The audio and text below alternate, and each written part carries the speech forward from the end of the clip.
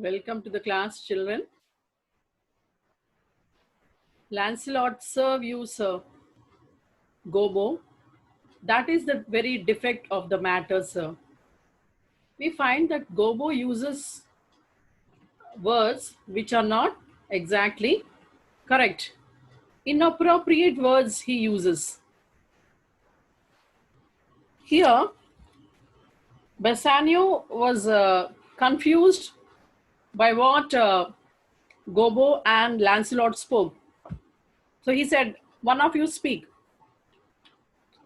Then Lancelot says it clearly that he wishes to serve him. Gobo says, that is the very effect of the matter, sir. He has to use, briefly, that is what I want to say, sir. Instead of using effect, he uses the word defect. Bassanio, I know thee well. Thou hast obtained thy suit. Shylock, thy master, spoke with me this day, and had preferred thee. If it is preferment, to leave a rich Jew's service to become the follower of so poor a gentleman. He says, I know you well, and I also agree to your request. And Shylock, your master, has recommended, he has spoken to me today, and he has preferred thee. He has recommended your name. If it is preferment, if you consider it as a promotion to leave a rich man's work and join the service of a poor gentleman, it's up to you. I don't have objection. Lancelot, the old proverb is very well parted between my master Shylock and you, sir. He says the old proverb is very applicable to you. It's well applicable to you and my master, sir. My master. Who is my master? Shylock. You have the grace of God, sir, and he hath enough. You have the grace of God. You have the God's blessing, sir. Whereas my master has enough wealth. Enough what? Wealth. Bassanio, thou speakest it well. He says, you speak very well. Go, father, with thy son. Father here refers to old Gobo. Go, father, go with your son. Take leave of thy old master and inquire my lodging out. Take leave from the old master and then inquire my lodging out. Find out the way to my house. To his followers, give him a livery more guarded than his fellows. See it done. And then he speaks to his followers. He says that give him a uniform which is having more embroidery and other work than the others. See that happens. He should be given a better uniform. Maybe if others' uniform is plain, his uniform should have all the embroidery and other things on it. Lancelot, father in. I cannot get a service, no? I have never a tongue in my head. Well, he says, father, go inside. Come along now, he means to say. You said no, that I cannot get service. I cannot get job. I have never a tongue in my head. You said you thought that I cannot speak for myself, isn't it? Well, looking on his palm, as though like he knows how to read the palm and all, no? Pretending to be the palmist. He looks at his palm and he says, who looks at his palm? Lancelot. If any man in Italy have a fairer table, which doth offer to swear upon a book, I shall have good fortune. He says that, no other person in the whole of Italy has a more luckier hand than mine.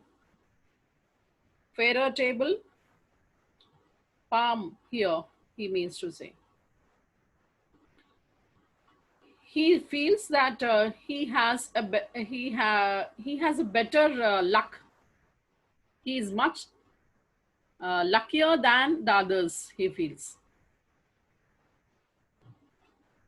which doth offer to swear upon a book, which he places while taking an oath. Generally, in such some situations, you have to keep the hand on the palm on the holy book and take an oath, no? So that minute he says, this is my hand, which I use, which I can use, which is very lucky to swear. I shall have good fortune. Therefore, I will have a better luck, he says, showing his palm.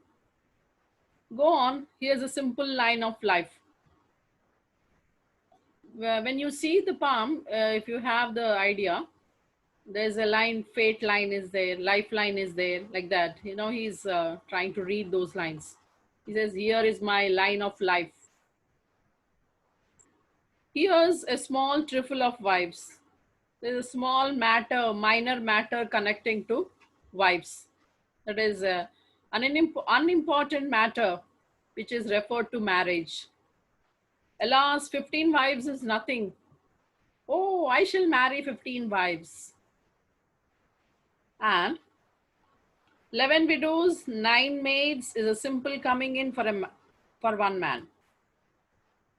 He says, oh, I'm going to marry 15 wives. Out of that, 11 widows and 9 maids. So this small is a very modest income for a person like me. Actually, there is an income which a woman would bring once she gets married. She would bring dowry.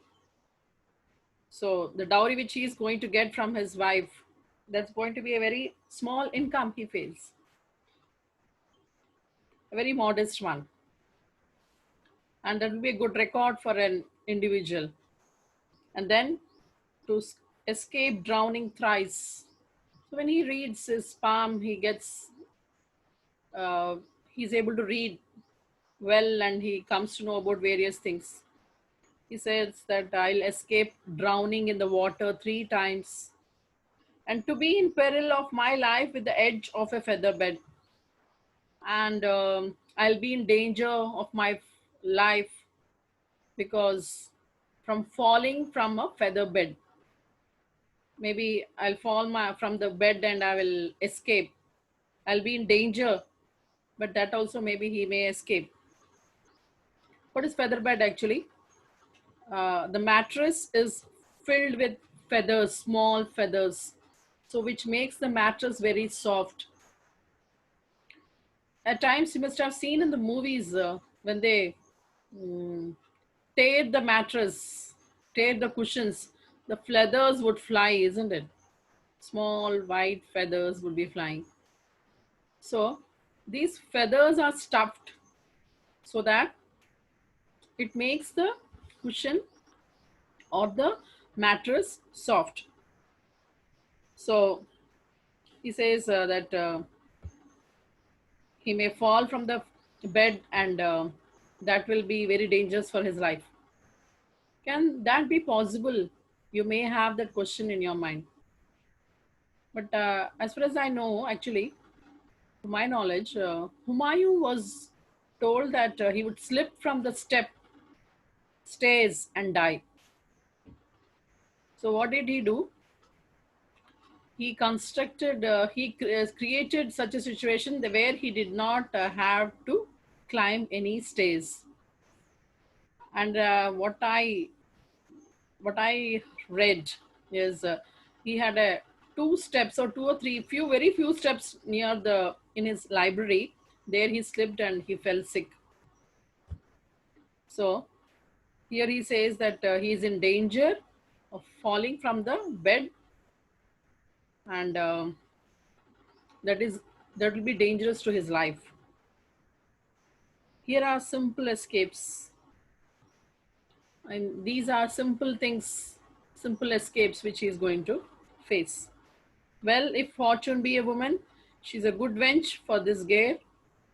Father, come, I'll take my leave of the Jew in the twinkling of an eye. Well, he says, if fortune is a woman, if fortune is considered or personified here. I repeat, what is personification? That we attribute all the human qualities. That is personification. Fortune, luck. Luck you cannot see, isn't it? So luck is treated as a woman here, personified. And she is good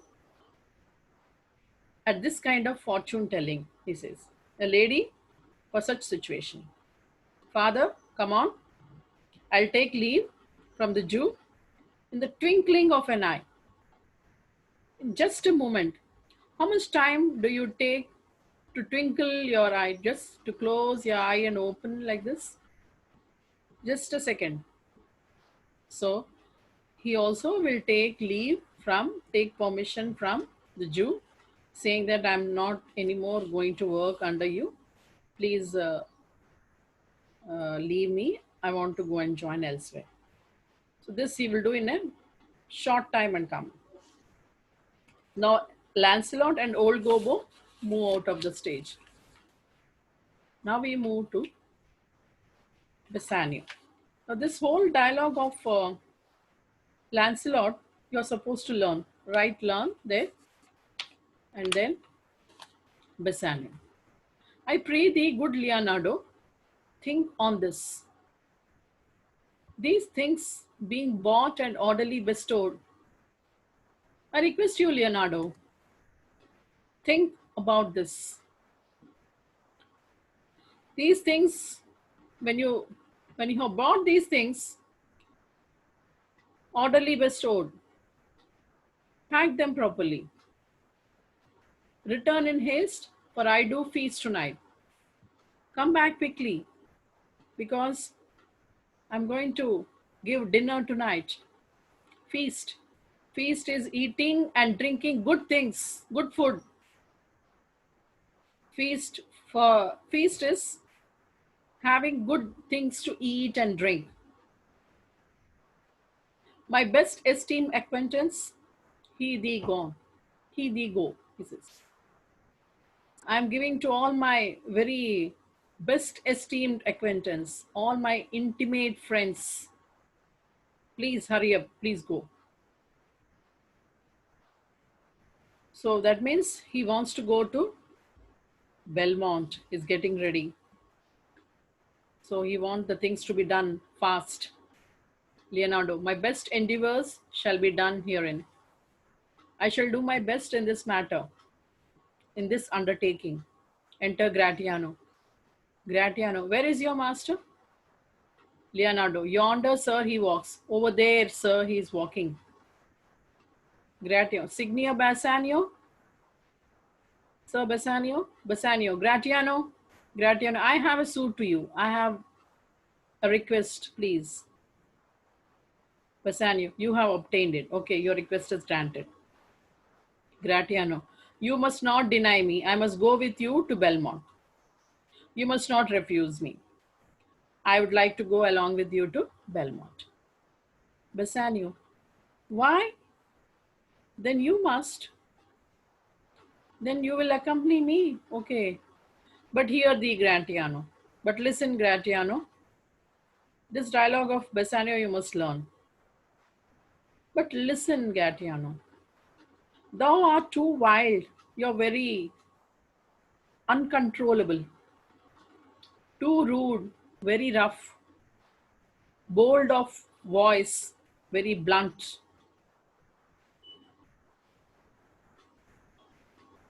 Parts that become thee happily enough, and in such eyes as ours appear not false.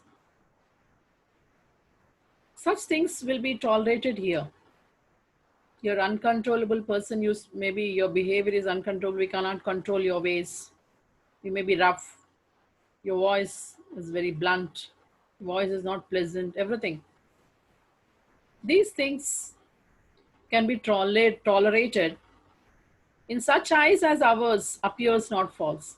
They don't appear as false for us because we are all friends. Among our friends, you may have a friend who is very intolerable. Uh, his voice is not good. All these things are tolerated among friends. But an outsider will not be ready to tolerate such thing, isn't it? They don't appear as false.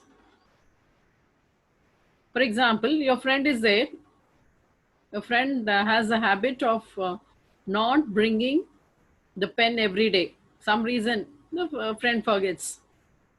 What do you do at such situation? Okay, you can take my pen.